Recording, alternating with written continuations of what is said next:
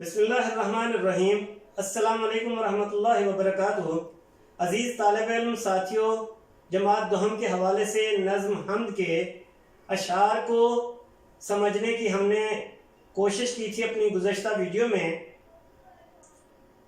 اس video میں ہم نظم حمد کے مشقی سوالات کو کسی حد تک سمجھنے کی کوشش کریں گے۔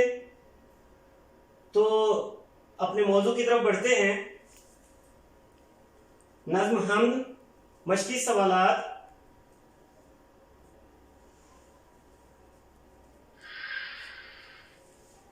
سب سے پہلا سوال ہے، اللہ تعالیٰ نے یہ کائنات کون سا ایک لفظ کہہ کر بنائی ہے؟ عزیز ساتھیوں، جب پرچہ آپ کے سامنے آتا ہے تو اس میں ممتحن امتحان لینے والا آپ سے یہ سوال کرتا ہے یا آپ کو یہ ہدایت دیتا ہے کہ درج ذیل مختصر سوالوں کے 3 سے 4 سطور پر مشتمل جواب تحریر کریں۔ تو 3 سے 4 سطور کا مطلب آپ سمجھتے ہی ہیں کہ 3 سے 4 لائنیں کم از کم ہونی چاہیے۔ اس سے زیادہ آپ ایک لائن اور بڑھ سکتے ہیں، لیکن کچھ سوالات ایسے ہوتے ہیں کہ جن کا جواب ایک لائن میں بھی کافی رہتا ہے یا ایک لفظ بھی اس کے لیے لکھا جا سکتا ہے، 1 ورڈ آنسر بھی ہوتا ہے۔ لیکن اپنی ایک پریکٹس کر لیجئے، مشق کر لیجئے کہ ایک مختصر سے جواب کو بھی 3 سے 4 سطور تک کس طرح سے لے جایا جا سکتا ہے۔ مثلا یہی پہلا سوال جو حمد کی ایکسرسائز میں موجود ہے کہ اللہ تعالیٰ نے یہ کائنات کون سا ایک لفظ کہہ کر بنائی ہے۔ اگر آپ نے اس نظم کو پڑھا ہوا ہے، اس کے اشعار کی تشریح سمجھی ہوئی ہے اور مکمل عبور ہے اس نظم پر آپ کو، تو پھر آپ کو پتہ ہے کہ وہ لفظ کون سا ہے۔ اسی نے ایک حرف کن سے پیدا کر دیا عالم، کشاکش کی صدائے ہاؤ ہو سے بھر دیا عالم۔ تو ایک حرف کن، اب یہ ایک حرف کن جو ہے، یہ ایک حرف کن، یہی اس کا جواب ہے کہ اللہ تعالیٰ نے یہ کائنات حرف کن کہہ کر بنائی ہے۔ تو حرف کن بھی اس کا مطلوبہ جواب ہے۔ اللہ تعالیٰ نے یہ کائنات ایک حرف کن کہہ کر بنائی ہے، یہ بھی اس کا جواب ہے۔ لیکن ہم تھوڑا سا اس میں اضافہ کر سکتے ہیں۔ مثلا ہر سوال، چونکہ ہر چیپٹر میں سے، چاہے وہ نظم کا ہو یا نثر کا ہو، امتحان، سالانہ امتحان میں ایک ہی سوال آ سکتا ہے۔ ایک ہی چیپٹر کے 2 سوالات کا آنا ذرا مشکل ہی ہوتا ہے۔ تو جب ایک ہی سوال آ رہا ہے تو اس میں اس چیپٹر کا، اس سبق کا یا اس نظم کا حوالہ دینا اور اس کے مصنف یا شاعر کا نام بتانا بے حد ضروری ہو جاتا ہے۔ لہٰذا اس بات کو ذہن میں رکھیے کہ جب بھی کوئی سوال آپ سے پوچھا جائے اس میں مکمل حوالہ ضرور دیجیے۔ مثلا اس جواب میں میں نے دیا ہے کہ نظم حمد میں شاعر حفیظ جالندھری بتاتے ہیں کہ اللہ تعالیٰ نے صرف ایک حرف کن کہہ کر یہ ساری کائنات تخلیق کر دی۔ اللہ تعالیٰ نے کہا کن یعنی ہو جا، اور فیکون پس وہ ہو گئی۔ تو اس میں میرا خیال ہے کہ کن کا مطلب بھی بتا دیا گیا مختصر انداز میں، جس سے یہ پتہ چل جائے گا کہ آپ کو ہر چیز کا پتہ ہے کہ کن کسے کہتے ہیں اور جواب کس طرح دینا چاہیے، ریکوائرمنٹ کیا ہے سوال کی، تو وہ ساری اس میں پوری ہو رہی ہے۔ اور پھر اگر آپ جو سوال کسی شعر سے متعلق ہے کہ شعر میں اس کا جواب آ رہا ہے تو شعر ضرور کوٹ کیجئے۔ آپ اس کی کوشش ابھی سے شروع کر دیجئے کہ نظموں کو اور غزلوں کو ایک طرح سے زبانی یاد کر لیا جائے۔ اگر زبانی یاد بھی نہیں ہے تو کم از کم اتنا ضرور ہو کہ جو سوالات پوچھے جائیں ان سوالات سے متعلق وہ اشعار آپ کو زبانی یاد ہوں۔ اسی نے ایک حرف کن سے پیدا کر دیا عالم، کشاکش کی صدائے ہاؤ ہو سے بھر دیا عالم۔ تو اسی ایک سوال میں ریفرنس بھی آ گیا، اس لفظ کن کی وضاحت بھی ہو گئی، اور پھر شاعر کا وہ شعر بھی اس میں کوٹ کر دیا گیا. تو یہ میرے خیال میں مکمل جواب ہے اور یہ 3 سے 4 سطور سے زیادہ کا نہیں ہے. آگے بڑھتے ہیں اگلے سوال کی جانب. اللہ تعالیٰ نے انسان کو کن نعمتوں سے نوازا ہے؟ چند ایک تحریر کریں. تو ان میں سے کچھ نعمتیں اس نظم حمد میں دے دی گئی ہیں، لیکن چونکہ انہوں نے کوئی باقاعدہ کمپلسری نہیں کیا، یہ لازمی بات نہیں کی کہ اس نظم حمد میں سے ہی آپ نے نعمتوں کو بیان کرنا ہے، تو لہٰذا ہم کچھ بھی بیان کر سکتے ہیں. لیکن پھر بھی ہم کوشش کریں گے کہ اس نظم کے ریفرنس میں ہی رہ کر ہم بات کریں. نظم یہ طریقہ بھی ہو سکتا ہے، اوپر آپ نے ایک جملے کی صورت میں لکھا تھا کہ نظم حمد میں شاعر حفیظ جالندھری بتاتے ہیں. یہاں پہ آپ نے کیا کیا، ہیڈنگ ڈال دی کہ نظم حمد شاعر حفیظ جالندھری، مولانا حفیظ جالندھری. اللہ تعالیٰ نے، اور اس کے جواب دیکھیے، اللہ تعالیٰ نے انسان کو کن نعمتوں سے نوازا ہے؟ چند ایک تحریر کریں. اللہ تعالیٰ نے انسان کو بے شمار نعمتوں سے نوازا ہے. قرآن پاک میں بہت سی جگہوں پر اللہ تعالیٰ نے اپنی ان نعمتوں کا ذکر کیا ہے. سورج، چاند، ستارے، پہاڑ، سمندر، دریا، پیڑ پودے، شجر، پھل پھول، سبزیاں، اناج، ہوا، پانی، مٹی، خوبصورت باغات، سرسبز وادیاں، یہ سب نعمتیں اللہ تعالیٰ نے انسانوں کے لیے ہی پیدا فرمائی ہیں. اگر آپ غور کریں تھوڑا سا تو وہی ہے کائنات اور اس کی مخلوقات کا خالق، نباتات و جمادات اور حیوانات کا خالق. تو 3 طرح کی چیزیں اللہ تعالیٰ نے پیدا فرمائی. نباتات جس میں پیڑ پودے آ جاتے ہیں، جمادات جس میں پہاڑ، سمندر، دریا وغیرہ آ جاتے ہیں یا پھر ٹھوس اجسام آ جاتے ہیں، اور پھر اسی طرح حیوانات جس میں ہر قسم کی مخلوقات آ جاتی ہے. تو یہ ساری چیزیں ان تینوں کیٹیگریز میں آتی ہیں اور وہ ساری نعمتیں ہیں جو انسان کے لیے پیدا کی گئی ہیں. ٹھیک ہے جی، تو یہ اس کا جواب ہے. آگے بڑھتے ہیں. سوال نمبر 3 دیکھیے کہ اجالے، اندھیرے اور خشک و تر کس کے مظاہر ہیں؟ مظاہر مظہر کا جمع ہے، یعنی کوئی نظر آنے والی چیز. تو مظاہر یعنی قدرت کے مظاہر ہے، قدرت ظاہر ہو رہی ہے خشک و تر سے، اندھیرے اجالے سے. تو اس کا جواب دیکھیں، وہی آپ ہیڈنگ ڈال سکتے ہیں مختصر انداز میں، نظم حمد شاعر مولانا حفیظ جالندھری. تو اس میں جواب دیکھیں کہ اجالا یعنی روشنی جو ہمیں سورج سے حاصل ہوتی ہے. یہ دیکھیں اجالے، اندھیرے.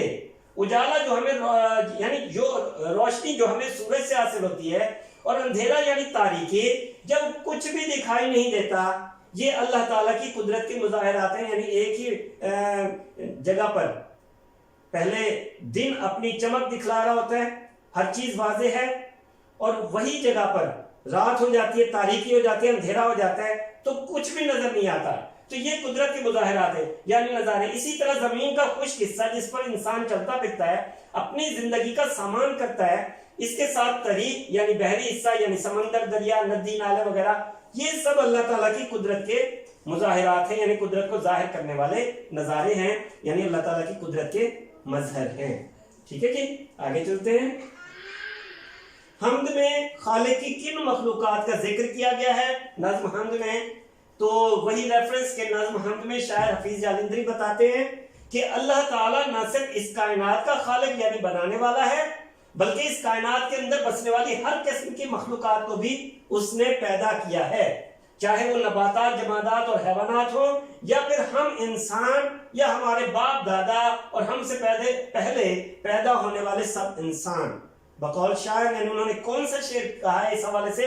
وہی ہے کائنات اور اس کی مخلوقات کا خالق، نباتات و جمادات اور حیوانات کا خالق، کہ ہر چیز اس نے بنا دی. تو یہ خالق کی یہ تمام مخلوقات ہیں، جو چیزیں اس نے بنائی ہیں وہ مخلوقات ہیں. جی آگے چلتے ہیں. انسان کو کس فطرت پر پیدا کیا گیا ہے؟ مختصر سا جواب ہے اس کا کہ بشر کو فطرت اسلام پر پیدا کیا، جس میں اللہ تعالیٰ نے ہر انسان کو اسلام کی فطرت پر پیدا کیا. اب اس کا جواب دیکھیں، وہی ہیڈنگ آ جائے گی، نظم حمد شاعر مولانا حفیظ جالندھری. تو بقول شاعر بشر کو فطرت اسلام پر پیدا کیا جس نے، محمد مصطفیٰ کے نام پر شیدا کیا جس نے، صلی اللہ علیہ وآلہ وسلم. بشر یعنی اللہ تعالیٰ نے ہر انسان کو فطرت اسلام پر پیدا کیا اور پھر اس کے دل میں حضرت محمد مصطفیٰ صلی اللہ علیہ وسلم کی محبت پیدا فرما دی. تو یہ اس کا جواب ہے کہ انسان کو فطرت اسلام پر پیدا کیا. آگے چلتے ہیں. درج ذیل الفاظ کے معنی تحریر کریں۔ پوری مشق میں، ایکسرسائز میں باقی سوالات کو اتنے زیادہ مشکل نہیں ہیں، یہ کچھ الفاظ ہیں، کچھ چیزیں ہیں جو سمجھانی تھیں تاکہ آپ کے ذہن میں کوئی کمی نہ رہے، آپ ہر چیز کو بآسانی سمجھ سکیں۔ تو یہ الفاظ کے معنی ہیں، حرف کن یعنی ایک حرف، کن یعنی ہو جا، اسی طرح کشاکش یعنی کشمکش، کھینچا تانی، اس کو گہما گہمی بھی کہہ سکتے ہیں۔ جلوہ آرا ظاہر ہونا، دکھائی دینا، جلوہ آرا کوئی چیز اپنے پوری آب و تاب کے ساتھ جلوہ گر ہو یعنی دکھائی دے، یا وہ چیز جو دیکھنے کے قابل ہو، وہ منظر جو دیکھنے کے قابل ہو، جلوہ آرا۔ بشر انسان، صدائے ہاؤ ہو گہما گہمی، رونق بھری آوازیں، ہنگامے۔ اسی طرح بہار جاویدانی، جاویدانی جاوید سے نکلا ہے، جاویدانی جاوید رہنے والا، ہمیشہ رہنے والا، بہار جاویدانی ہمیشہ رہنے والی بہار یا رونق۔ اسی طرح جمادات یعنی بے جان چیزیں، پہاڑ وغیرہ وغیرہ۔ جی اگلا سوال ہے کہ حمد کے ہر شعر میں ہم آواز الفاظ موجود ہیں، ان کی نشاندہی کیجئے۔ ہم آواز الفاظ جو ایک ہی آواز رکھتے ہوں، دراصل ان کو جو ہے نا قافیہ بھی کہتے ہیں، ہم آواز الفاظ کو۔ تو قافیہ نظم یا غزل کے ہر شعر کے آخر میں آنے والے ہم آواز الفاظ کو کہا جاتا ہے۔ قافیہ ہر شعر میں تبدیل ہوتا ہے، تاہم ان کی صوت یعنی آواز ایک جیسی رہتی ہے۔ ہر شعر میں قافیہ تبدیل ہوتا ہے مگر آواز سیم رہتی ہے۔ قافیہ کی جمع قوافی ہے، تو نظم حمد کے ہر شعر میں موجود قافیہ یعنی ہم آواز الفاظ کون کون سے ہیں؟ شعر نمبر 1 میں کر اور بھر، اسی نے ایک حرف کن سے پیدا کر دیا عالم، کشاکش کی صدائے ہاؤ ہو سے بھر دیا عالم۔ تو کر اور بھر اس میں قافیے ہیں۔ عزیز ساتھیوں، ایک بات اور بھی سمجھ لیجئے ساتھ ساتھ کہ نظم اور حمد کی خوبصورتی اس میں موجود قافیہ اور ردیف کی وجہ سے ہوتی ہے۔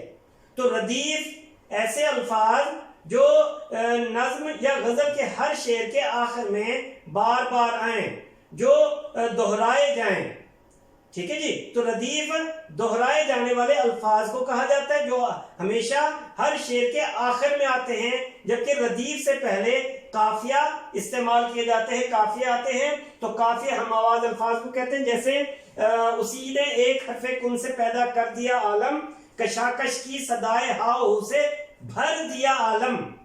تو عالم ردیف ہوا اور قافیے بھر اور کر، ٹھیک ہے جی۔ تو اسی طرح اگلا ہے شعر نمبر 2 میں حکمرانی اور باغبانی، نظام آسمانی ہے اسی کی حکمرانی سے حکمرانی، اور اسی طرح بہار جاویدانی ہے اسی کی باغبانی سے۔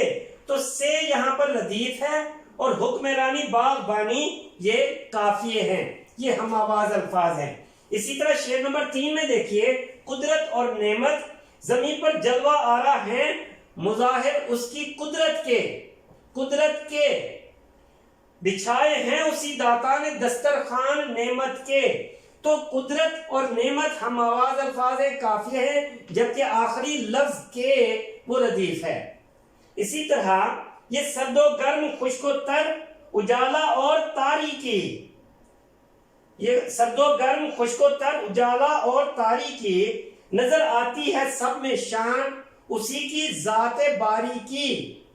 تو یہ جو شعر ہے، شعر نمبر 4، یہ غیر مردف شعر ہے، یعنی جس میں ردیف استعمال نہیں کی گئی۔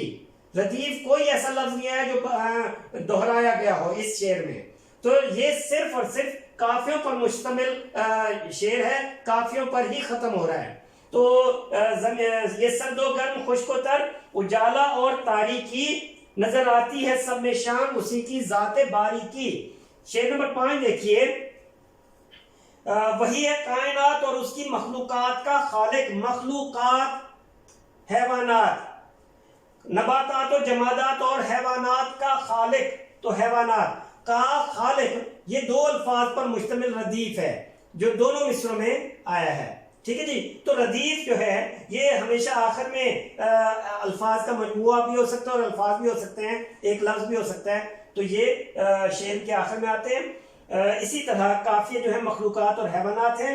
اگلا شعر دیکھیے، شعر نمبر 6 کہ وہی خالق ہے دل کا اور دل کے نیک ارادوں کا، وہی مالک ہمارا اور ہمارے باپ دادوں کا۔ تو کا اس میں ردیف ہے، اور ارادوں اور دادوں یہ ہم آواز الفاظ ہیں اور قافیے ہیں۔ اسی طرح اگلا شعر ہے، شعر نمبر 7 پیدا اور شیدا، بشر کو فطرت اسلام پر پیدا کیا جس نے، محمد مصطفیٰ کے نام پر شیدا کیا جس نے صلی اللہ علیہ وسلم۔ تو کیا جس نے یہ قافیے پر مشتمل الفاظ ہے، اور پیدا اور شیدا یہ ردیف پر مشتمل الفاظ ہے، کیا جس نے، اور پیدا اور شیدا یہ ہم آواز الفاظ ہیں جو کہ قافیے ہیں۔ تو قافیہ بس یہ اتنا سمجھ لیجئے کہ ہم آواز الفاظ کو کہا جاتا ہے۔ تو نظم کے ہر شعر میں جو ہم آواز الفاظ استعمال کیے گئے ہیں وہ یہ دیے گئے ہیں۔ عزیز ساتھیوں، یہیں پر ہم اپنا موضوع ختم کرتے ہیں۔ باقی سوالات نسبتاً آسان ہیں، جنہیں آپ ایک نظر دیکھیں گے تو سمجھ جائیں گے۔ نظم اور غزل کا فرق اس ایکسرسائز میں دے دیا گیا ہے، نظم کی مکمل وضاحت کر دی گئی ہے اور غزل کی بھی وضاحت کر دی گئی ہے، اور اس کے بعد اگلے صفحے پہ نظم اور غزل کا ایک جو بنیادی فرق ہے وہ بھی بتا دیا گیا ہے۔ تو انشاءاللہ ہم اپنی ایک اگلی نشست میں گرامر پر مشتمل حصہ بھی شامل کریں گے، جس میں یہ تمام چیزیں، علم البیان سے تعلق رکھنے والی تمام چیزیں، ثنائے بدائے، ان کو ہم ضرور پڑھیں گے۔ تو تب تک کے لیے اپنا خیال رکھیے گا۔ اللہ حافظ۔